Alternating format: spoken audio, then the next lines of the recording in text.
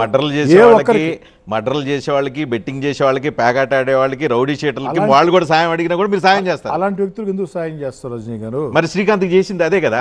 శ్రీకాంత్ కరుడుగట్టిన rowdy sheeter. Rajani గారు 2010 నుంచి అతను జైల్లో ఉన్నాడు.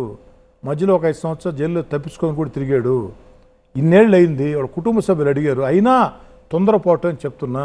ఈ విషయంలో తొందరపాటుకు పాల్పడ్డారని చెప్తున్నా. పెరోల్ వివాదం మీ ప్రభుత్వాన్ని ఇరుకాటం పెట్టింది అన్నమాట, వాస్తవం కదా? అది మీరు క్రియేట్ చేశారు, ఈ ఇరకాటానికి కారణం అని చెప్పి మీ పార్టీలోనే చాలా మంది సన్నాయి నొక్కులు నొక్కుతున్నారు. నా దృష్టికి రాలేదు రజనీ గారు.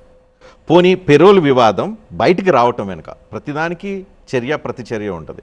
బయటికి రావడానికి కారణం మీ పార్టీలో ఉన్న మీ వ్యతిరేక వర్గం, లేదా మీ జిల్లాలో ఉన్న కొంతమంది మీ వ్యతిరేక వర్గం అని అనుకోవచ్చా? మా పార్టీలో నా వ్యతిరేక వర్గం ఎవరు లేరు. లేరా?